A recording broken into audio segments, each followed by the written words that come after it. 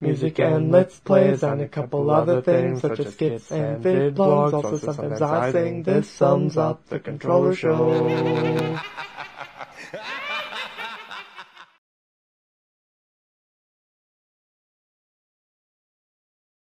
Hello everyone, I am the Controller, and today we are reading another creepypasta. Yes, welcome back to Spooky Story Blank.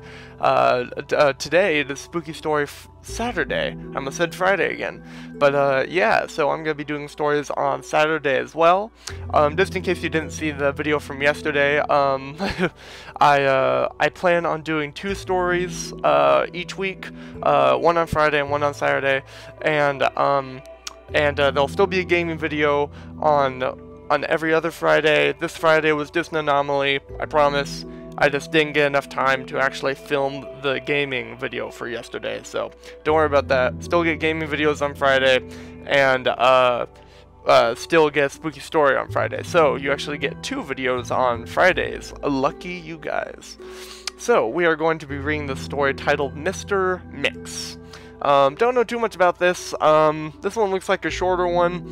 As you guys can probably see from the title of this video, I don't know, maybe I ramble on a lot, maybe it's longer than than it actually should be, but who knows.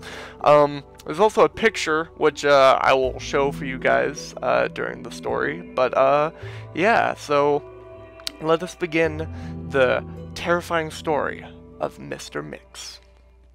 Does anyone remember an old PC game from the early 1990s called Mr. Mix? It's mainly a typing game, similar to Mario Teaches Typing, where you have to type words into a box to make a chef, the titular Mr. Mix, put ingredients into a bowl. Unlike most typing games, however, this game is notorious for having an insane difficulty curve. The game has a words per minute requirement for each level, being as low as 10 on level 1 and as high as 85 on the 3rd. By level 5, the requirement reaches over 500, effectively making it impossible to proceed any further. One of the main things that people noticed about this game immediately was the background music. The music on the first level was an unsettling pattern of growls that got progressively louder as the level went on, often causing damage to early computer speakers that were not designed to handle extremely high volumes of sound. The second level had no music at all, and the third had what sounded like an extremely low-quality recording of a hairdryer playing in the background. The fuck? Level 4 had the sound of a washing machine. Oh boy, alright, well, this is just weird sounds going on in this game, alright, I can give it that. The remaining 2 levels had an extremely loud, high-pitched ringing throughout the level that caused severe eardrum damage to those who managed to get that far. You know, you could turn off the sound, right? Do you not have speaker volume? You don't have to have the sound on. No human being would put themselves through that if they were playing a typing game. Just put on some, I don't know, whatever music you like to listen to when you play a typing video game from the 1990s. Okay. Another rather disturbing aspect of the game was the design of Mr. Mix himself. He was a large, round-faced, overweight man with large, beady eyes and red spots on his cheeks. Most children who played the game reported having vivid nightmares of Mr. Mix speaking to them in a quiet, raspy voice, and threatening them to keep quiet about something.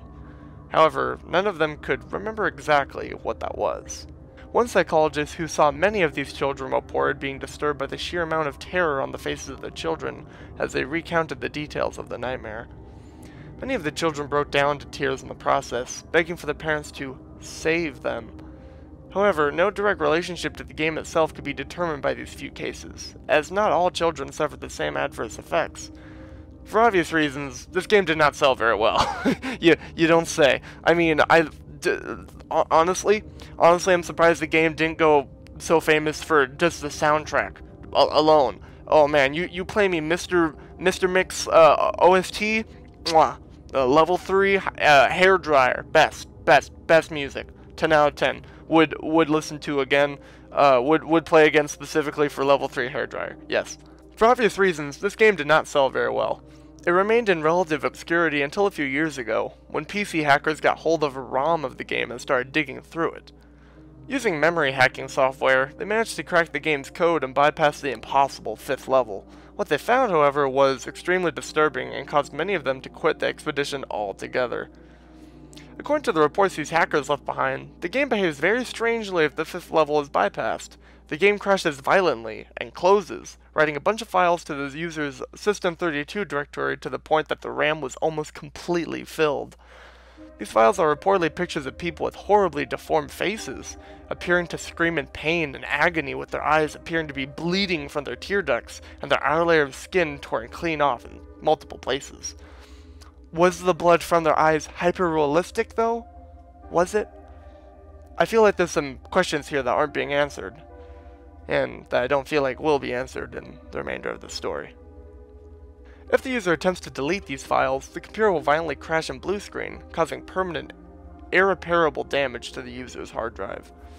The hackers found that this was caused by a lone byte in the game's ROM that triggered when the 5th level was completed.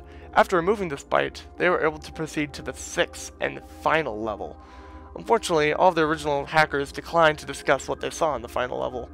All of them became extremely paranoid and reclusive, refusing to talk about anything related to the game and showing astonishingly extreme symptoms of post-traumatic stress disorder.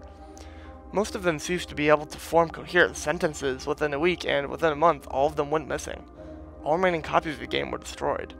To this day, no one knows what was in that game that caused them so much psychological damage.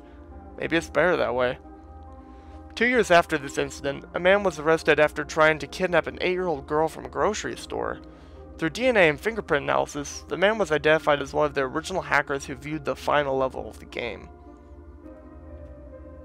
How would you determine that? How would you determine that through DNA and fingerprint analysis, especially? What, did you, like, fucking fingerprint his computer? Oh, we found that Mr. Mix had been played on this particular computer, and his fingerprints matched perfectly. He was one of the original hackers of Mr. Mix. Anyways, I'll stop going off now as the story is almost done. He was wearing a white chef's hat and had a look of unspeakable malice and insanity on his face. When interrogated, the man would only say one thing. "I'm Mr. Mix. Shh." And that's the end. That's the end of the story. That's where it ends. He is Mr. Mix. Shut the fuck up. Oh, damn. Well, that was an interesting one. Because this video is a little bit too short, I'm gonna read some of the comments like I did last time. I always like to read the comments and see what people thought about the story. We got some recent comments here. We got one from 24 days ago. We got July 18th, July 16th, 15 days ago. Mr. Mix is what Baldi strives to be. Well, I mean, sort of, kind of. I mean, I guess it's an edutainment game, so I guess it's like that. This is true. Mr. Mix was on Advanced Education with Victor Strabowski. Don't know if you guys remember good old Baldi, good old friend Baldi, who tried to teach us basic learning.